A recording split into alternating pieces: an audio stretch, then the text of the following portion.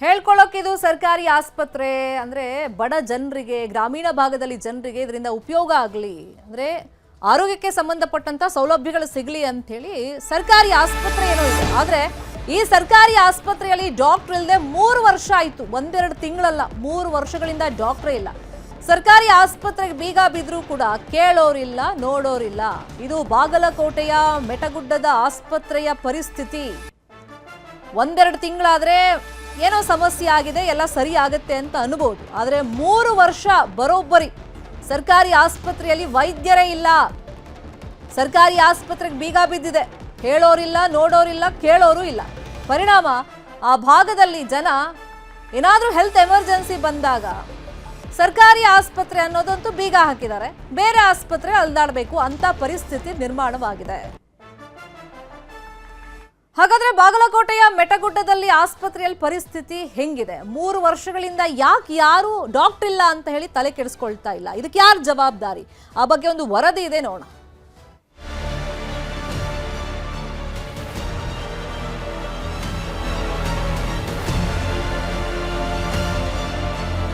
ಈ ದೃಶ್ಯದಲ್ಲಿ ಕಾಣಿಸ್ತಾ ಇರೋ ಈ ಸುಂದರ ಕಟ್ಟಡ, ಹಚ್ಚ ಹಸಿರಿನ ಪರಿಸರ ಹೊಂದಿರುವ ಈ ಆವರಣ ಬಾಗಲಕೋಟೆ ಜಿಲ್ಲೆಯ ಮುಧೋಳ ತಾಲೂಕಿನ ಮೆಟಗುಡ್ಡ ಗ್ರಾಮದಲ್ಲಿರೋ ಸರ್ಕಾರಿ ಪ್ರಾಥಮಿಕ ಆರೋಗ್ಯ ಕೇಂದ್ರ. 2008ರಲ್ಲಿ ಸುಮಾರು 12 ಕೋಟಿ ರೂಪಾಯಿ ವೆಚ್ಚದಲ್ಲಿ ನಿರ್ಮಿಸಿದ ಆರೋಗ್ಯ ಕೇಂದ್ರ 9 ಗ್ರಾಮಗಳ ಸುಮಾರು 20,000 ಜನಕ್ಕೆ ಅನುಕೂಲ ಆಗಲಿದೆ. ಸುಸಜ್ಜಿತ ವಾರ್ಡ್ಗಳು, ಔಷಧಿ ಕೇಂದ್ರ, ಆಪರೇಷನ್ ಥಿಯೇಟರ್, ಐಸಿಯು ವಾರ್ಡ್ ಹೀಗೆ ಎಲ್ಲ ಸೌಲಭ್ಯಗಳು ಇಲ್ಲಿವೆ. ಸ್ವಚ್ಛತೆಗೆ ಈ ಆಸ್ಪತ್ರೆಯಲ್ಲಿ ಮೊದಲ ಆದ್ಯತೆ. ಹೀಗಾಗಿ ಈ ಆಸ್ಪತ್ರೆ ಸರ್ಕಾರದಿಂದ ಕೊಡುವ ಕಾಯಕಲ್ಪ ಪ್ರಶಸ್ತಿಯನ್ನ ಒಮ್ಮೆಯಲ್ಲ 2 ಬಾರಿ ಪಡೆದುಕೊಂಡಿದೆ. ಇಷ್ಟೊಂದು ಒಳ್ಳೆಯ ಇತಿಹಾಸ ಇರೋ ಆಸ್ಪತ್ರೆ ಇದೀಗ ಅನಾಥವಾಗಿದೆ. ಅದಕ್ಕೆ ಪ್ರಮುಖ ಕಾರಣ ವೈದ್ಯರ ಕೊರತೆ. 2010ರಾಗ ಇದು ಕಟ್ಟ್ಯಾರ. ಅಲ್ಲಿ ತಗ 2015 ತಗ ಡಾಕ್ಟರ್ ಇದ್ರ. ಈಗ 5-6 ವರ್ಷ ಹೊತ್ತು ಯಾರು ಡಾಕ್ಟರ್ ಇರಾಕ್ತಾ ಇರಲಿಲ್ಲ, ಸ್ಟಾಫು ಇರಾಕ್ತಾ ಇರಲಿಲ್ಲ. ಸಾರ್ವಜನಿಕ ಇವು 6 ಹಳ್ಳಿದ ಆಸ್ಪತ್ರೆ ಇಲ್ಲಿ ಆಪರೇಷನ್ ಎಲ್ಲ ಮಾಡ್ತಿದ್ರು ಹಿಂದ್ ಮಲ್ಗಾನಿದ್ದಾಗ. ಈಗಂಕರ ಒಟ್ಟ ಯಾರು ಇಲ್ಲ. ಸಾರ್ವಜನಿಕ ಭಯಂಕರ ತೊಂದರೆ ಆಗತ್ತೆ. ಇದಕ್ಕೆ ಸರ್ಕಾರ ಹೆಚ್ಚೋಗ್ತಾ ಇರಲಿಲ್ಲ, TH ಅವರು ನೋಡಾಕ್ತಾ ಇರಲಿಲ್ಲ, ಡಿಸ್ಟ್ರಿಕ್ಟ್ ಆಫೀಸರ್ DH ನೋಡಾಕ್ತಾ ಇರಲಿಲ್ಲ. ಗ್ರಾಮೀಣ ಪ್ರದೇಶ ಅಂದ್ರೆ ಆಲಸ್ತನ ಮಾಡಿಬಿಡಾಕತ್ತಾರ. 2023ರವರೆಗೆ ಅತ್ಯುತ್ತಮ ಸೇವೆ ಸಲ್ಲಿಸಿ ರಾಜ್ಯಕ್ಕೆ ಮಾದರಿಯಾಗಿದ್ದ ಆಸ್ಪತ್ರೆಯಲ್ಲಿ ಕಳೆದ 3 ವರ್ಷಗಳಿಂದ ವೈದ್ಯರಿಲ್ಲ. ಹೀಗಾಗಿ 9 ಗ್ರಾಮಗಳ ಜನರು ಏನೇ ಆರೋಗ್ಯ ಸಮಸ್ಯೆ ಎದುರಾದರೂ ಸುಮಾರು 20 ಕಿಲೋಮೀಟರ್ ದೂರದ ಮುಧೋಳ ಅಥವಾ 70 ಕಿಲೋಮೀಟರ್ ದೂರದ ಬಾಗಲಕೋಟೆಗೆ ಹೋಗಬೇಕು. ಆಸ್ಪತ್ರೆಯಲ್ಲಿ ವೈದ್ಯರಿಲ್ಲದೆ ಬೀಗ ಬಿದ್ದಿದೆ. ಆಸ್ಪತ್ರೆ ಆವರಣ ಬೀದಿ ನಾಯಿಗಳ ವಾಸಸ್ಥಾನವಾಗಿದೆ. ಇತ್ತೀಚೆಗೆ ಹಲವಾರು ವರ್ಷಗಳಿಂದ ಅಲ್ಲಿ ಸಿಬ್ಬಂದಿ ಕೊರತೆಯಿಂದಾಗಿ ಪ್ರಾಥಮಿಕ ಆರೋಗ್ಯ ಕೇಂದ್ರ 24x7 ಕಾರ್ಯನಿರ್ವಹಿಸ್ತಾ ಇಲ್ಲ. ಬೆಳಗ್ಗೆ 10-10:30 ಬರ್ತಾರೆ, 4:15 ಕದ ಹಾಕೊಂಡು ಹೋಗ್ತಾರೆ. ಕೇವಲ ಅಲ್ಲಿ ಬರ್ತಕ್ಕಂಥ ಸಣ್ಣ ಪುಟ್ಟ ಗುಳಿಗೆಯನ್ನು ಕೊಟ್ಕೊಂಡು ಒಂದು 3-4 ಜನ ಸಿಬ್ಬಂದಿ ಬರ್ತಾರೆ, ಗುಳಿಗೆಯನ್ನು ಕೊಟ್ಟು ಆರೋಗ್ಯ ಸೇವೆಯನ್ನು ಒದಗಿಸುವಂತ ಕೆಲಸನ ಮಾಡ್ತಾರೆ. ಆದ್ರೆ ಹೆರಿಗೆ ಆಗಿರ್ಬೋದು, ಇನ್ನಿತವಾಗಿರ್ತಕ್ಕಂಥ ಗಂಭೀರವಾಗಿರ್ತಕ್ಕಂಥ ಕಾಯಿಲೆಗಳಿಗೆ ಚಿಕಿತ್ಸೆಯನ್ನ ನೀಡುವಂತ ವ್ಯವಸ್ಥೆಯನ್ನ ಮಾಡ್ತಾ ಇಲ್ಲ. ಅದು ಒಂದು ಏನಾಗಿದೆ ಅಂದ್ರೆ ನಾಯಿಗಳ ಆಸ್ಥಾನ ಆಗಿದೆ. ಜಿಲ್ಲಾ ಉಸ್ತುವಾರಿ ಸಚಿವರು ಶಾಸಕ RB ತಿಮ್ಮಾಪುರ ಹಾಗೂ ಜಿಲ್ಲಾ ಆರೋಗ್ಯ ಮತ್ತು ಕುಟುಂಬ ಕಲ್ಯಾಣ ಇಲಾಖೆ ಅಧಿಕಾರಿ ಮನಸ್ಸು ಮಾಡಿದ್ರೆ ಗುತ್ತಿಗೆ ಆಧಾರದ ಮೇಲೆ ವೈದ್ಯರನ್ನ ನೇಮಕ ಮಾಡಿ ಜನರಿಗೆ ಆರೋಗ್ಯ ಸೇವೆ ಒದಗಿಸಬಹುದು. ಆದರೆ ಇಚ್ಛಾಶಕ್ತಿ ಬೇಕಷ್ಟೇ. ಮಂಜುನಾಥ್ ತಳವಾರ, ನ್ಯೂಸ್ 18 ಬಾಗಲಕೋಟೆ. ಇದೇ ವಿಚಾರವಾಗಿ ಇನ್ನಷ್ಟು ಡೀಟೇಲ್ ಆಗಿ ಇನ್ಫಾರ್ಮೇಶನ್ ಕೊಡ್ತಾ ಹೋಗೋದಕ್ಕೆ ನೇರ ಸಂಪರ್ಕದಲ್ಲಿ ಕನೆಕ್ಟ್ ಆಗಿದ್ದಾರೆ ನಮ್ಮ ರಿಪೋರ್ಟರ್ ಮಂಜುನಾಥ್. ಬರೋಬ್ಬರಿ 3 ವರ್ಷ ಆಯಿತು. 3 ಜನ ಸಿಬ್ಬಂದಿ ಬರ್ತಾರೆ, ಡಾಕ್ಟರ್ ಮಾತ್ರ ಇಲ್ಲ ಅಂದ್ರೆ ಇದೆಂತ ವಿಪರ್ಯಾಸ ನೋಡಿ. ಅಲ್ಲೊಂದು ಸರ್ಕಾರಿ ಆಸ್ಪತ್ರೆ ಇದ್ದು ಇಲ್ಲದಂತ ಆಗ್ಬಿಟ್ಟಿದೆ. ಸುಮಾರು ಹತ್ತತ್ರ 9 ಗ್ರಾಮಗಳ ಜನರಿಗೆ ಕಷ್ಟ ಆಗ್ತಿದೆ. ಈಗ ಅಟ್ಲೀಸ್ಟ್ ಗುತ್ತಿಗೆ ಆಧಾರದಲ್ಲಿ ವೈದ್ಯರ ನೇಮಕ ಅಥವಾ ನಿಯರ್ ಬೈ ಬೇರೆ PHC ಹಾಸ್ಪಿಟಲ್ ಇರುತ್ತೆ, ವಿಸಿಟಿಂಗ್ ಡಾಕ್ಟರ್ಸ್ ಅಂತನಾದ್ರೂ ವಾರಕ್ಕೆ 2-3 ದಿನ ಇಲ್ಲಿ ಕರೆಸ್ಬೋದಲ್ಲ, ಏನ್ ಸಮಸ್ಯೆ? ಶರ್ಮಿತಾ ಶೆಟ್ಟಿ, ಪ್ರಮುಖವಾಗಿ ಏನು ಮೆಟಗುಡ್ಡ ಗ್ರಾಮದಲ್ಲಿರುವಂತಹ ಈ ಒಂದು ಪ್ರಾಥಮಿಕ ಆರೋಗ್ಯ ಕೇಂದ್ರ ಏನಿದೆ, ಇದು ರಾಜ್ಯಕ್ಕೆ ಮಾದರಿಯಾಗಿರುವಂತಹ ಒಂದು ಆರೋಗ್ಯ ಕೇಂದ್ರ. ಆದ್ರೆ ಕಳೆದ 3 ವರ್ಷಗಳಿಂದ ಇಲ್ಲಿ ಕಾಯಂ ಆಗಿ ವೈದ್ಯರು ಇಲ್ಲದೆ ಇರೋದಕ್ಕಾಗಿ ಇವತ್ತು ಆಸ್ಪತ್ರೆಗೆ ಬೀಗ ಬಿದ್ದಿರುವಂತಹ ಪರಿಸ್ಥಿತಿಯನ್ನ ಇಲ್ಲಿನ ಜನರು ಯಾವ ರೀತಿಯಾಗಿ ಹೇಳ್ತಾ ಇದ್ದಾರೆ ಅನ್ನೋದ್ರ ಬಗ್ಗೆ ನೀವು ಕೂಡ ನೋಡಿದಿರಿ. ಏನಂದ್ರೆ ಇಲ್ಲಿ ಪ್ರಮುಖವಾದಂತಹ ಬೇಡಿಕೆ ಏನಂತಂದ್ರೆ, ಸುಮಾರು 12 ಕೋಟಿ ರೂಪಾಯಿ ಖರ್ಚು ಮಾಡಿ ಇಂತಹ ಒಂದು ಸುಸಜ್ಜಿತ ಆಸ್ಪತ್ರೆಯನ್ನ ಕಟ್ಟಿದ್ದಾರೆ. ಒಬ್ಬ ವೈದ್ಯರನ್ನ ಅಂದ್ರೆ ಒಬ್ಬ ವೈದ್ಯರನ್ನ ಇಲ್ಲಿ ಕಾಯಮಾಗಿ ನೇಮಕಾತಿ ಮಾಡ್ಕೊಳ್ಳೋದಕ್ಕೆ ಸಾಧ್ಯ ಆಗ್ತಾ ಇಲ್ಲ. ಇದಕ್ಕೆ ಇಲ್ಲಿರ್ತಕ್ಕಂತಹ DH ಅವರು ನಿರ್ಲಕ್ಷ್ಯವನ್ನು ತೋರ್ತಾ ಇದ್ದಾರೆ ಅನ್ನುವಂಥದ್ದು ಆರೋಪ ಕೇಳಿ ಬರ್ತಾ ಇದೆ. ಇಲ್ಲಿ ಮೊದಲಿನಿಂದನೂ ಕೂಡ ಒಬ್ರು ಮಲಗಾನ್ ಅನ್ನುವಂತಹ ಆಡಳಿತಾಧಿಕಾರಿ ಇದ್ರು, ಅವರಿಗೆ ಮುಧೋಳ THO ಮುಧೋಳ ಆಡಳಿತಾಧಿಕಾರಿ ಕೂಡ ಆಗಿದ್ದಾರೆ, ಮತ್ತೆ ಇಲ್ಲಿಯೂ ಕೂಡ ಚಾರ್ಜ್ ಇರುವಂತದ್ದು. ಇಲ್ಲಿ ಅವ್ರು ಬಂದಾಗ ಮಾತ್ರ ಕೆಲವೊಂದಿಷ್ಟು ಸಿಬ್ಬಂದಿಗಳು ಬೆಳಗ್ಗೆಯಿಂದ ಸಾಯಂಕಾಲವರೆಗೂ ಕೂತು ಬಾಗಲವನ್ನ ತೆಗೆದು ಹೋಗುವಂತದ್ದಿದೆ. ಅದನ್ನ ಹೊರತುಪಡಿಸಿದ್ರೆ ಓರ್ವ ಆಯುರ್ವೇದಿಕ್ ಡಾಕ್ಟರ್ ಬರ್ತಾರೆ, ಅವರು 1-2-3 ಗಂಟೆಗಳ ಕಾಲ ಅಂದ್ರೆ ವಾರದಲ್ಲಿ 2-3 ದಿನಗಳ ಕಾಲ ಮಾತ್ರ ಬಂದು 2-3 ಗಂಟೆ ಅಂದ್ರೆ ನೆಪ ಮಾತ್ರಕ್ಕೆ ಆಸ್ಪತ್ರೆ ಆರಂಭ ಆಗಿದೆ ಅನ್ನುವಂತ ಹಿನ್ನೆಲೆಯಲ್ಲಿ ಅದನ್ನು ತೋರ್ಸೋದಕ್ಕೆ ಮಾತ್ರ ಇಂಥ ಒಂದು ಚಟುವಟಿಕೆಗಳು ನಡೆಯುವುದು ಬಿಟ್ರೆ, ಇಲ್ಲಿ ರೋಗಿಗಳಿಗೆ ಚಿಕಿತ್ಸೆ ನೀಡುವಂತದ್ದಾಗಿರ್ಬೋದು, ಯಾವುದೇ ರೀತಿಯಂತ ಗಂಭೀರ ಸಮಸ್ಯೆಗಳು ಬಂದಂತ ಸಂದರ್ಭದಲ್ಲಿ ಅವರಿಗೆ ಸೌಲಭ್ಯ ಸಿಗುವಂತದ್ದು ಕನಸಿನ ಮಾತಾಗಿದೆ. ಅದಕ್ಕಾಗಿ ಇಲ್ಲಿ ಇರ್ತಕ್ಕಂಥ ಗ್ರಾಮಸ್ಥರು ಒಂದು ಏನು ಆಗ್ರಹವನ್ನ ಮಾಡ್ತಾ ಇರುವಂತದ್ದು ಏನಂದ್ರೆ, ಕಡೆ ಪಕ್ಷ ಏನು ಆರೋಗ್ಯ ಇಲಾಖೆಯಲ್ಲಿ ಗುತ್ತಿಗೆ ಆಧಾರದ ಮೇಲೆ ವೈದ್ಯರನ್ನ ನೇಮಕ ಮಾಡುವಂತದ್ದು ಈ ಹಿಂದಿನಿಂದ ಕೂಡ ನಡೆದುಕೊಂಡು ಬಂದಿದೆ. ಇಲ್ಲಿಯೂ ಕೂಡ ಈ ಹಿಂದೆ ಒಬ್ರು ಗುತ್ತಿಗೆ ಆಧಾರದ ಮೇಲೆ ವೈದ್ಯರು ಕಾರ್ಯನಿರ್ವಹಿಸ್ತಾ ಇದ್ರು, ಆದ್ರೆ ಅವರು ಬೇರೆ ಕಡೆ ಹೋಗುವಂತ ಅನಿವಾರ್ಯತೆ ಹಿನ್ನೆಲೆಯಲ್ಲಿ ಇಲ್ಲಿ ಕೆಲಸವನ್ನು ಬಿಟ್ಟು ಬೇರೆ ಕಡೆ ಹೋಗಿದ್ದಾರೆ ಅನ್ನೋಂಥದ್ದಿದೆ. ಅದೇ ಹಿನ್ನೆಲೆಯಲ್ಲಿ ಇದೀಗ ಹೊಸ ವೈದ್ಯರನ್ನ ಇಲ್ಲಿ ಗುತ್ತಿಗೆ ಆಧಾರದ ಮೇಲೆ ಅವರಿಗೆ ಒಂದಿಷ್ಟು ಸೌಲಭ್ಯವನ್ನ ಕೊಟ್ಟಂತ ಸಂದರ್ಭದಲ್ಲಿ, ಸೂಕ್ತವಾದಂತಹ ಸಂಬಳವನ್ನ ಕೊಟ್ಟಂತ ಸಂದರ್ಭದಲ್ಲಿ ಇಲ್ಲಿ ಕೆಲಸ ಮಾಡೋದಕ್ಕೆ ವೈದ್ಯರು ಬರೋದಕ್ಕೂ ಕೂಡ ತಯಾರಿದ್ದಾರೆ. ಆದ್ರೆ ಇಲ್ಲಿರ್ತಕ್ಕಂಥ ಒಂದಿಷ್ಟು ಆರೋಗ್ಯ ಇಲಾಖೆಯಲ್ಲಿ ಇರ್ತಕ್ಕಂಥ ಒಂದಿಷ್ಟು ವ್ಯವಸ್ಥೆಗಳ ಹಿನ್ನೆಲೆಯಲ್ಲಿ ಯಾರು ಕೂಡ ಮುಂದೆ ಬರ್ತಾ ಇಲ್ಲ ಅನ್ನುವಂತಹ ಒಂದು ಆರೋಪ ಗ್ರಾಮಸ್ಥರು ಮಾಡುವಂತದ್ದು. ಒಟ್ಟಾರೆಯಾಗಿ ಇಲ್ಲಿರ್ತಕ್ಕಂತಹ ಜಿಲ್ಲಾ ಕುಟುಂಬ ಕಲ್ಯಾಣ ಇಲಾಖೆ ಅಧಿಕಾರಿಗಳಾಗಿರ್ಬೋದು ಮತ್ತು ಜನಪ್ರತಿನಿಧಿಗಳು, ವ್ಯವಸ್ಥೆಗಳಂದ್ರೆ ಏನ್ ಬೇಕಂತೆ ಮಂಜುನಾಥ್? ಈಗ ಅವ್ರಿಗೆ ಉಳ್ಕೊಳ್ಳೋಕೆ ಕ್ವಾರ್ಟರ್ಸ್ ವ್ಯವಸ್ಥೆ, ಮೂಲಭೂತ ಸೌಕರ್ಯಗಳು ಅಂತದ್ದೇನು ಫೆಸಿಲಿಟೀಸ್ ಅಲ್ಲಿ ಇಲ್ವಾ?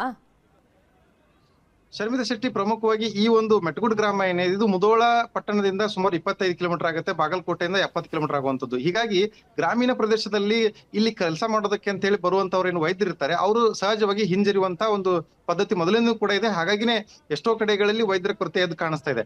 ಹೀಗಿರುವಂತಹ ಸಂದರ್ಭದಲ್ಲಿ ಅವರಿಗೆ ಸೂಕ್ತವಾದಂತಹ ಸ್ಯಾಲರಿಯನ್ನ ಅವ್ರು ಮೊದಲು ಬೇಡಿಕೆ ಇಡುವಂತದ್ದು. ಯಾಕಂದ್ರೆ ಸರ್ಕಾರ ನೀಡುವಂತಹ ಸ್ಯಾಲರಿ ಅವರಿಗೆ ಪ್ರೈವೇಟ್ ಹಾಸ್ಪಿಟಲ್ಗಳಲ್ಲಿ ಹೆಚ್ಚಿಗೆ ಸಿಗೋದ್ರಿಂದಾಗಿ ಸರ್ಕಾರದ ಕೆಲಸವನ್ನ ಮಾಡೋದಕ್ಕೆ ಹಿಂಜರಿತಾ ಇದ್ದಾರೆ. ಹೀಗಾಗಿನೇ ಸರ್ಕಾರ ಇದ್ರ ಬಗ್ಗೆ ಗಂಭೀರವಾಗಿ ಒಂದು ಚಿಂತನೆಯನ್ನ ಮಾಡಿ ಇಂಥ ಗ್ರಾಮೀಣ ಭಾಗದಲ್ಲಿರ್ತಕ್ಕಂಥ ಆಸ್ಪತ್ರೆಗಳಲ್ಲಿ ಕಾರ್ಯನಿರ್ವಹಿಸುವಂತವರಿಗೆ ಹೆಚ್ಚಿನ ರೀತಿಯಲ್ಲಿ ಸಂಬಳವನ್ನು ಕೊಡುವಂತದ್ದಾಗಿರ್ಬೋದು ಮತ್ತು TDA ಕೊಡುವಂತದ್ದು. ಏನಂದ್ರೆ ಅವರು ಕಾಯಂ ವೈದ್ಯರಾಗಿರೋದಿಲ್ಲ, ಗುತ್ತಿಗೆ ಆಧಾರದ ಮೇಲೆ ಇರೋದ್ರಿಂದಾಗಿ ಹೆಚ್ಚಿನ ಸಂಬಳವನ್ನ ನಿರೀಕ್ಷೆ ಮಾಡುತ್ತಾ ಇದ್ದಾರೆ. ಆ ಒಂದು ಹಿನ್ನೆಲೆಯಲ್ಲಿ ಸರ್ಕಾರ ಇದ್ರ ಬಗ್ಗೆ ಕ್ರಮವನ್ನ ತೆಗೆದುಕೊಂಡು ಹೆಚ್ಚಿನ ಸಂಬಳವನ್ನು ಕೊಟ್ಟಂತ ಸಂದರ್ಭದಲ್ಲಿ ಇಂಥ ಗ್ರಾಮೀಣ ಆಸ್ಪತ್ರೆಗಳಲ್ಲಿ ವೈದ್ಯರು ಕೂಡ ಮುಂದೆ ಬಂದು ಕೆಲಸ ಮಾಡೋದಕ್ಕೆ ಸಾಧ್ಯ ಇದೆ. ಇದ್ರ ಬಗ್ಗೆ ಇಲ್ಲಿರ್ತಕ್ಕಂಥ ಅಧಿಕಾರಿಗಳಾಗಿರ್ಬೋದು, ಸರ್ಕಾರ ಕೂಡ ಇದ್ರ ಬಗ್ಗೆ ಗಮನ ಹರಿಸಬೇಕು ಅನ್ನೋದನ್ನ ಇಲ್ಲಿ ಇರ್ತಕ್ಕಂಥ ಗ್ರಾಮಸ್ಥರು ಆಗ್ರಹ ಮಾಡ್ತಾ ಇರುವಂತದ್ದು. ಆಸ್ಪತ್ರೆ ಒಳಗೆ ಸುಸಜ್ಜಿತವಾಗಿ ಎಲ್ಲಾ ಫೆಸಿಲಿಟಿ ಇರೋದನ್ನ ದೃಶ್ಯಗಳಲ್ಲಿ ಗಮನಿಸ್ತಾ ಇದೀವಿ. ಎಲ್ಲಾ ಫೆಸಿಲಿಟೀಸ್ ಅಲ್ಲಿ ಇದೆಯಾ? ಬೆಳಿಗ್ಗೆ 10ರಿಂದ 4:15 ತನಕ ಅಲ್ಲಿ 3 ಜನ ಸಿಬ್ಬಂದಿ ಬರ್ತಾರೆ ಅಂದ್ರು. ಅಂದ್ರೆ ಫಸ್ಟ್ ಏಡ್ ಸೇರಿದಂತೆ ಒಂದಿಷ್ಟು ಬೇಸಿಕ್ ಟ್ರೀಟ್ಮೆಂಟ್ ಏನಿದೆ ಅದೆಲ್ಲ ಕೊಡ್ತಾ ಇದಾರಾ ಇಲ್ವಾ ಅಲ್ಲಿ? ಶರ್ಮಿತಾ ಶೆಟ್ಟಿ, ಸಿಬ್ಬಂದಿಗಳು ಬರ್ತಾರೆ ಅಂದ್ರೂ ಕೂಡ ಅವರು ದಿನನಿತ್ಯ ಬರೋದಿಲ್ಲ. ಯಾಕಂತಂದ್ರೆ ಹಿರಿಯ ವೈದ್ಯಾಧಿಕಾರಿಗಳು ಏನಾದ್ರು ಅಲ್ಲಿ ವಿಸಿಟ್ ಗೆ ಬರ್ತಾರೆ ಅನ್ನೋಂಥದ್ದು ಗೊತ್ತಾದ್ರೆ, ಅಲ್ಲಿ ಯಾರಾದ್ರೂ ಅಧಿಕಾರಿಗಳು ಬರ್ತಾರೆ ಅನ್ನೋಂಥದ್ದು ಗೊತ್ತಾದಂತ ಸಂದರ್ಭದಲ್ಲಿ ಬೆಳಿಗ್ಗೆ ಬಂದು ಆ ಆಸ್ಪತ್ರೆಯನ್ನು ಓಪನ್ ಮಾಡಿ ಕ್ಲೀನ್ ಮಾಡಿ ಸಂಜೆವರೆಗೂ ಕುಳಿತುಕೊಂಡು ಹೋಗುವಂತದ್ದಿದೆ. ಅಲ್ಲಿ ಸಿಬ್ಬಂದಿಗಳಾದ್ರೆ D ದರ್ಜೆ ಸಿಬ್ಬಂದಿಗಳು ಇಬ್ರು ಇದ್ದಾರೆ, ಇಬ್ರು ನರ್ಸಿಂಗ್ ಸಿಬ್ಬಂದಿಗಳು ಇರುವಂತದ್ದು. ಅವರಿಂದ ಯಾವುದೇ ರೀತಿಯಾದಂತಹ ಚಿಕಿತ್ಸೆಯನ್ನ ನಿರೀಕ್ಷೆ ಮಾಡೋದಕ್ಕೆ ಸಾಧ್ಯ ಇಲ್ಲ. ಅದು ಮೇಲಾಧಿಕಾರಿಗಳು ಬಂದಂತ ಸಂದರ್ಭದಲ್ಲಿ ಮಾತ್ರ ಅವ್ರು ಇರೋದ್ರಿಂದಾಗಿ ಇನ್ನುಳಿದಂತ ಸಮಯದಲ್ಲಿ ಆಸ್ಪತ್ರೆಗೆ ಬೀಗ ಬಿದ್ದಿರುತ್ತೆ ಅನ್ನೋಂಥದ್ದು ಆರೋಪ ಅಲ್ಲಿ ಸಹಜವಾಗಿ ಕೇಳಿ ಬರುತ್ತೆ. ಹೀಗಾಗಿನೇ ಕಾಯಂ ಅಂದ್ರೆ ಈಗ ಒಬ್ರು ಏನು ವೈದ್ಯರಿದ್ದಾರೆ ಅವರು ಆಯುರ್ವೇದಿಕ್ ವೈದ್ಯರು ವಾರದಲ್ಲಿ 3 ದಿನ ಅವ್ರು ಬಂದು ಹೋಗೋದಕ್ಕೆ, ಅಲ್ಲಿ ವಿಸಿಟ್ ಮಾಡೋದಕ್ಕೆ ಅವರಿಗೆ ನೇಮಕಾತಿ ಮಾಡಿರುವಂತದ್ದು. ಅವ್ರು ಕೇವಲ ಬಂದು 1-2 ಗಂಟೆಗಳ ಕಾಲ ಕುಳಿತು ಚಿಕಿತ್ಸೆಯನ್ನು ಕೊಡೋದಕ್ಕೆ ಮುಂದಾದ್ರೂ ಕೂಡ ಆಯುರ್ವೇದಿಕ್ ಟ್ರೀಟ್ಮೆಂಟ್ ಅನ್ನು ತೆಗೆದುಕೊಳ್ಳೋದಕ್ಕೆ ಅಲ್ಲಿ ಯಾರು ಬರೋದಿಲ್ಲ. ಹೀಗಾಗಿನೇ ಇದ್ರೂ ಇಲ್ಲದಂತಹ ಪರಿಸ್ಥಿತಿ ಅಲ್ಲಿ ಇರ್ತಕ್ಕಂಥದ್ದು. ಹೀಗಾಗಿನೇ ಒಬ್ರು ವೈದ್ಯರು ಅಂದ್ರೆ MBBS ಮುಗಿದಿರುವಂತವ್ರು ಯಾರಾದ್ರೂ ಸ್ಪೆಷಲಿಸ್ಟ್ ಏನಿರ್ತಾರೆ ಅವ್ರನ್ನ ಅಲ್ಲಿ ನೇಮಕಾತಿ ಮಾಡಿ ಬೆಳಗ್ಗೆಯಿಂದ ಸಾಯಂಕಾಲದವರೆಗೆ ಮತ್ತು ಎಮರ್ಜೆನ್ಸಿ ಟೈಮ್ ನಲ್ಲಿ ಅವ್ರು ಬಂದು ಸೇವೆ ಕೊಡುವಂತಹ ಹಿನ್ನೆಲೆಯಲ್ಲಿ ಒಂದಿಷ್ಟು ವ್ಯವಸ್ಥೆಯನ್ನು ಮಾಡ್ಬೇಕು ಅನ್ನುವಂಥದ್ದು ಆಗ್ರಹ ಆಗಿರುವಂತದ್ದು. ಶರ್ಮಿತಾ, ಈಗೇನಾದ್ರೂ ತೀರಾ ಆರೋಗ್ಯ ಸಮಸ್ಯೆ ಆಯಿತು ಅಂತಂದ್ರೆ, ಎಮರ್ಜೆನ್ಸಿ ಬಂತು ಅಂತಂದ್ರೆ, ಈಗ ಮೆಟಗುಡ್ಡ ಗ್ರಾಮಸ್ಥರು ಯಾವ ಹಾಸ್ಪಿಟ್ಲಿಗೆ ಹೋಗ್ಬೇಕು? ನಿಯರ್ ಬೈ ಎಲ್ಲಿದೆ ಹಾಸ್ಪಿಟಲ್? ಶರ್ಮಿತಾ, ಈ ಒಂದು ಮೆಟಗುಡ್ಡ ಏನು ಪ್ರಾಥಮಿಕ ಆರೋಗ್ಯ ಕೇಂದ್ರ ಇದೆ, ಇದಕ್ಕೆ ಒಟ್ಟು 9 ಹಳ್ಳಿಗಳು ಬರುವಂತದ್ದು. 9 ಸುತ್ತಮುತ್ತ ಇರತಕ್ಕಂತಹ 9 ಗ್ರಾಮಗಳು, ಸುಮಾರು 20,000 ಜನಸಂಖ್ಯೆ ಈ ಒಂದು ಆಸ್ಪತ್ರೆಯ ವ್ಯಾಪ್ತಿಯಲ್ಲಿ ಇರುವಂತದ್ದು. ಈ ಎಲ್ಲಾ ಜನರಿಗೂ ಕೂಡ ಅನುಕೂಲ ಆಗ್ಲಿ ಅನ್ನುವಂತ ದೃಷ್ಟಿಯಿಂದ ಸರ್ಕಾರ ಸುಮಾರು 12 ಕೋಟಿ ರೂಪಾಯಿಯನ್ನ ಖರ್ಚು ಮಾಡಿ ಸುಸಜ್ಜಿತವಂತ ಆಸ್ಪತ್ರೆಯನ್ನ ಕಟ್ಟಿದೆ. ಆದ್ರೆ ಇಲ್ಲಿವರೆಗೂ ಅಂದ್ರೆ 2017-18 ಕೂಡ ಒಂದ್ ರೀತಿಯಾಗಿ ಉತ್ತಮವಾದಂತಹ ಸೇವೆ ಸಲ್ಲಿಸೋದಕ್ಕೆ ಅದಕ್ಕೆ ಪ್ರಶಸ್ತಿ ಬಂದಿರುವಂತದ್ದೇ ಉದಾಹರಣೆ. ಅದಾದ ಬಳಿಕ ಏನು ವೈದ್ಯರ ಕೊರತೆ ಇತ್ತು, ಅವಾಗಿನಿಂದ ಕೂಡ ಇಲ್ಲಿರ್ತಕ್ಕಂಥ ಜನರು ಯಾವುದೇ ರೀತಿಯಾದಂತಹ ಸಮಸ್ಯೆಗಳು ಬಂದಂತ ಸಂದರ್ಭದಲ್ಲಿ ಸಹಜವಾಗಿ ಮುಧೋಳ ನಗರಕ್ಕಾದ್ರೂ ಹೋಗ್ಬೇಕು ಅಥವಾ ಬಾಗಲಕೋಟೆಗಾದ್ರೂ ಹೋಗ್ಬೇಕು, ಸಣ್ಣ ಪುಟ್ಟ ಚಿಕಿತ್ಸೆ ಅನ್ನೋದು ಬೇಕಾದ್ರೆ 25 ಕಿಲೋಮೀಟರ್ ಅಂತರದಲ್ಲಿರುವಂತಹ ಲೋಕಾಪುರ ಪಟ್ಟಣಕ್ಕೆ ಬರಬೇಕು. ಇದು ಅನಿವಾರ್ಯ ಪರಿಸ್ಥಿತಿ ಆಗಿದೆ. ಹೀಗಾಗಿನೇ ಇಲ್ಲಿರ್ತಕ್ಕಂಥ ಜನರು ಏನಾದ್ರೂ ಈಗ ರಾತ್ರಿ ಹೊತ್ತಿನಲ್ಲಿ ಏನಾದ್ರೂ ಎಮರ್ಜೆನ್ಸಿ ಅಂತ ಬಂದಂತ ಸಂದರ್ಭದಲ್ಲಿ ಈ ಜೀವ ಕೈಲಿ ಹಿಡಿದುಕೊಂಡು ಓಡಾಡುವಂತಹ ಪರಿಸ್ಥಿತಿ ಇಲ್ಲಿ ಇರ್ತಕ್ಕಂಥ ಜನರಿಗಿದೆ. ಯಾಕಂದ್ರೆ ಕೆಲವೊಂದು ಸಂದರ್ಭದಲ್ಲಿ ಹೆರಿಗೆ ಅಂತ ವಿಚಾರಗಳಾಗಿರ್ಬೋದು ಅಥವಾ ಎಮರ್ಜೆನ್ಸಿ ಚಿಕಿತ್ಸೆಗಳು ಅಂದ್ರೆ ವೃದ್ಧರಿಗೆ ಏನಾದ್ರು ಏಕಾಏಕಿಯಾಗಿ ಸಮಸ್ಯೆಗಳಾದಂತ ಸಂದರ್ಭದಲ್ಲಿ ಇಲ್ಲಿ ಪ್ರಾಥಮಿಕ ಚಿಕಿತ್ಸೆ ಕೂಡ ಇಲ್ಲಿ ಸಿಗದೇ ಇರುವಂತದ್ದು ಇಲ್ಲಿ ದುರ್ದೈವದ ಸಂಗತಿ ಆಗಿರುವಂತದ್ದು ಶರ್ಮಿತಾ. ಫೈನ್. ಅಂದ್ರೆ ಅಲ್ಲಿ ಪರ್ಮನೆಂಟ್ ಆಗಿ ಸಿಬ್ಬಂದಿ ಅಂತ ಇದುವರೆಗೂ ಯಾರು ಇಲ್ವಾ? ಶರ್ಮಿತಾ, ಕೇವಲ ಡಿ ದರ್ಜೆಯಲ್ಲಿ ಇರ್ತಕ್ಕಂತಹ ಸಿಬ್ಬಂದಿ ಮಾತ್ರ ಇಲ್ಲಿ ಕಾಯಮಾಗಿ ಕೆಲಸವನ್ನ ಮಾಡೋದನ್ನ ಹೊರತುಪಡಿಸಿದ್ರೆ ಇನ್ನುಳಿದಂತೆ ನರ್ಸಿಂಗ್ ಸಿಬ್ಬಂದಿ ಆಗಿರ್ಬೋದು ಮತ್ತು ಏನು ಇಲ್ಲಿರ್ತಕ್ಕಂತಹ ತಾತ್ಕಾಲಿಕ ವೈದ್ಯರು ಏನಿದ್ದಾರೆ ಅವರು ಎಲ್ಲರೂ ಕೂಡ ಗುತ್ತಿಗೆ ಆಧಾರದ ಮೇಲೆ ಇರುವಂತದ್ದು. ಈಗ ಸರ್ಕಾರದಿಂದ ಆದೇಶ ಆಗಿ ಕಾಯಮಾಗಿ ವೈದ್ಯರನ್ನ ನೇಮಕಾತಿ ಮಾಡ್ಕೊಳ್ಳುವಂತ ಪ್ರಕ್ರಿಯೆ ಸಾಕಷ್ಟು ಜಟಿಲ ಆದ್ರೂ ಕೂಡ ತಾತ್ಕಾಲಿಕವಾಗಿ ಗುತ್ತಿಗೆ ಆಧಾರದ ಮೇಲೆ ನೇಮಕಾತಿ ಮಾಡ್ಕೊಳ್ಳೋದಕ್ಕೆ ಜಿಲ್ಲಾ ಮಟ್ಟದಲ್ಲಿ ಇರ್ತಕ್ಕಂತಹ ಅಧಿಕಾರಿಗಳಿಗೆ ಈ ಒಂದು ಅಧಿಕಾರ ಇದರಿಂದಾಗಿ ಅವರು ಇದನ್ನ ಗುತ್ತಿಗೆ ಆಧಾರದ ಮೇಲೆ ಆದ್ರೂ ನೇಮಕಾತಿ ಮಾಡ್ಕೊಳ್ಬೇಕು ಅನ್ನೋಂತಹ ಒಂದು ಆಗ್ರಹ ಆಗಿರುವಂತದ್ದು.